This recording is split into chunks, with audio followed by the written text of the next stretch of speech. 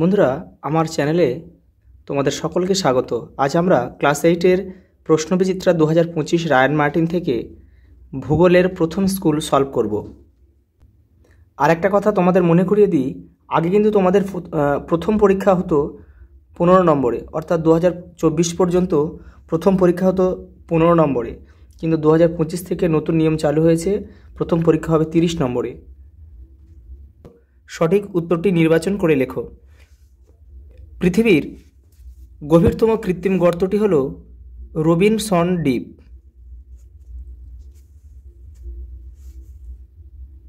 পৃথিবীর মহাসাগরগুলির তলদেশ গঠিত হয় সিলিকন ও ম্যাগনেসিয়াম দিয়ে,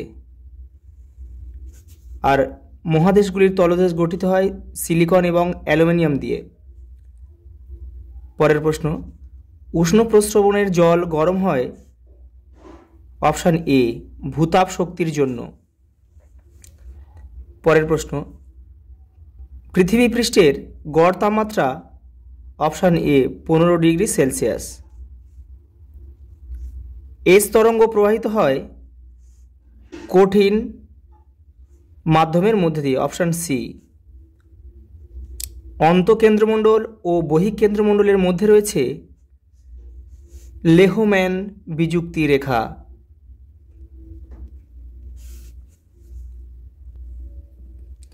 দুইয়েরে শূন্যস্থান পূরণ করো।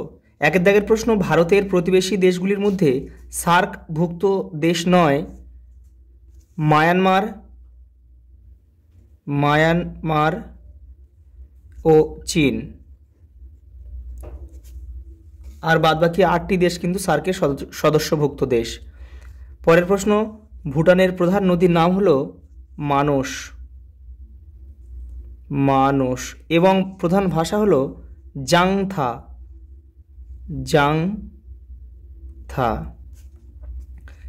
দুইয়ের দাগের বি, শুদ্ধ বা অশুদ্ধ লেখো। প্রথম প্রশ্ন দিয়েছে সার্কের সদস্য দেশের সংখ্যা হলো 8টি, একদম এটা ঠিক। পরেরটা হচ্ছে নেপালের প্রধান ভাষা বাংলা, এটা অশুদ্ধ। নেপালের প্রধান ভাষা হবে নেপালি।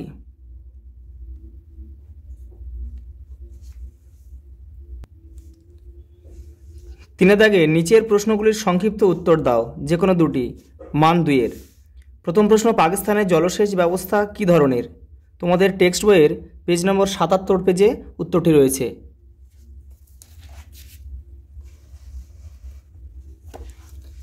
এখান থেকে এই পর্যন্ত পুরোটা লিখতে হবে। পাকিস্তানের কৃষিকাজ মূলত জলসেচের উপর নির্ভরশীল। পাকিস্তানের জলসেচ প্রধানত খালের মাধ্যমে হয়ে থাকে। সিন্ধু ও তার উপনদীগুলিতে বাঁধ দিয়ে জলধারা তৈরি করা হয়েছে। জলধারাগুলো থেকে একাধিক সেচ খাল কাটা হয়েছে।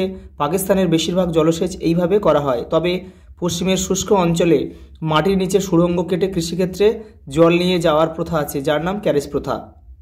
এটা ক্যারেজ প্রথা কি, এটাও আসতে পারে মান 1-এর। পরের প্রশ্ন, নেপালের পর্যটন শিল্প সম্পর্কে যা জানা লেখো।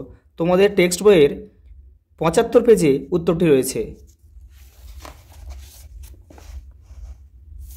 এই যে নেপালের পর্যটন শিল্প, এখান থেকে এই পুরোটা লিখলে হয়ে যাবে।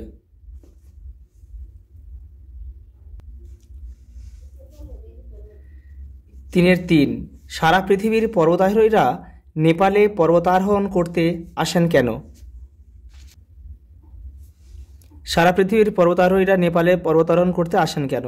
পৃথিবীর উচ্চতম পর্বতশৃঙ্গ মাউন্ট এভারেস্ট নেপালে অবস্থিত, যা পর্বতারোহীদের কাছে এক বিশেষ আকর্ষণ।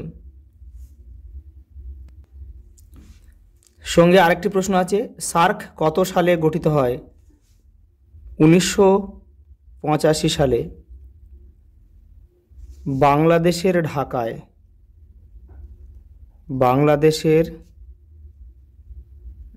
ঢাকায়। পরের প্রশ্ন, 4 দাগের নিচের প্রশ্নগুলির সংক্ষিপ্ত ব্যাখ্যামূলক উত্তর দাও, যে কোনো দুটি। এগুলো কিন্তু মান 3। প্রথম প্রশ্ন আছে টিকা লিখতে বলেছে, সিসমোগ্রাফ। তোমাদের টেক্সট বইয়ের 15 নম্বর পেজে উত্তরটি পেয়ে যাবে। উত্তরটা এখান থেকে শুরু হবে। ভূমিকম্প সিসমোগ্রাফ বা ভূকম্প লিক যন্ত্রে মাপা হয়। এখান থেকে এই পর্যন্ত লেখার পরে উত্তরটা এখান থেকে শুরু করতে হবে। এখান থেকে সব সিসমোগ্রাফের মূল গঠন এক, এখান থেকে পুরোটা লিখতে হবে, তারপরে কিন্তু 3-এ 3 পাওয়া যাবে।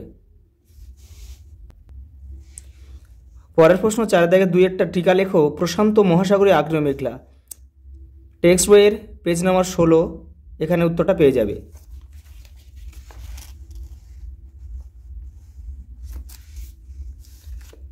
পৃথিবীর অধিকাংশ জীবন্ত আগ্নেয়গিরি প্রশান্ত মহাসাগরকে বলয়ের মতো ঘিরে রেখেছে। এজন্য প্রশান্ত মহাসাগরের দুদিকের উপকূলের আগ্নেয়গিরি বলয়কে প্রশান্ত মহাসাগরীয় অগ্নিবলয় বা প্যাসিফিক রিং অফ ফায়ার বলা হয়। পৃথিবীর 70% ভূমিকম্প এই বলয়ে হয়। উদাহরণ লিখতে হবে, কয়েকটা আগ্নেয়গিরির নাম লিখতে হবে।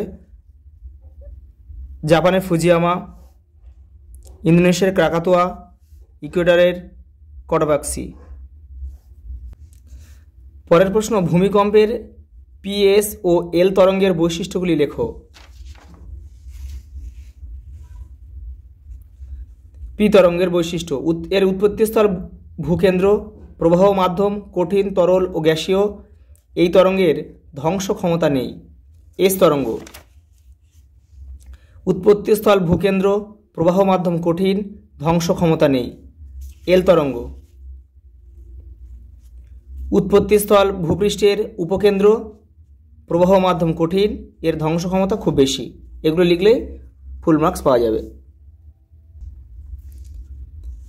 5 থেকে 2টি প্রশ্ন লিখতে হবে মান 5-এর, অর্থাৎ এখান থেকে 10 নম্বর আছে। প্রথম প্রশ্ন, উত্তরগুলো কিন্তু সব কাটা কাটা প্রশ্নগুলো। অসমসত্ব মিশ্রণ কাকে বলে?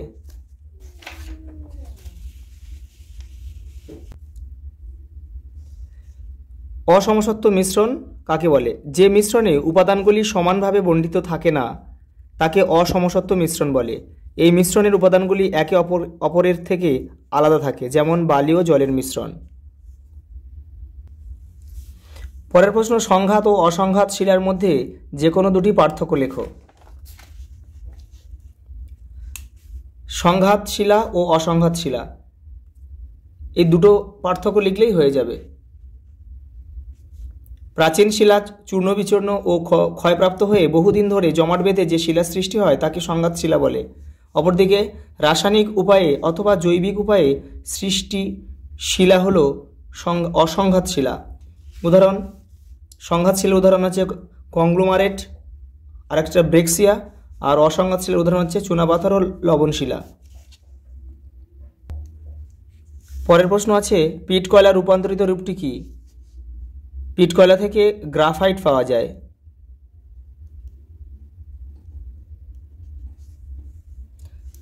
5-2 আছে, কাস্ট ভূমিরূপ কি?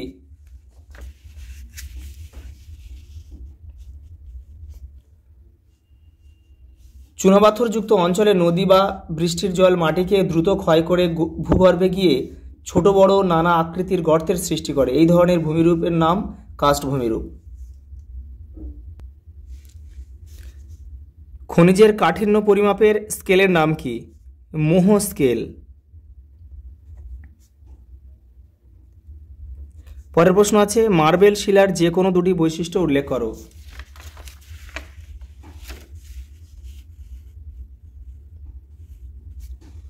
একে আছে, রূপান্তরের ফলে এই শিলা অনেক বেশি কঠিন হয়ে যায়। 2, এই শিলা আগের তুলনায় আরও বেশি মসৃণ, চকচকে ও কেলাসিত হয়ে যায়। শেষ প্রশ্ন, শিলা থেকে কিভাবে মাটির সৃষ্টি হয়? তোমাদের টেক্সট বইয়ে 27 নম্বর পেজে উত্তরটি রয়েছে।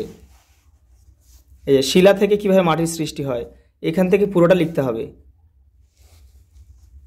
ঠিক আছে, আজ এই পর্যন্ত, দেখা হবে পরের ভিডিওতে।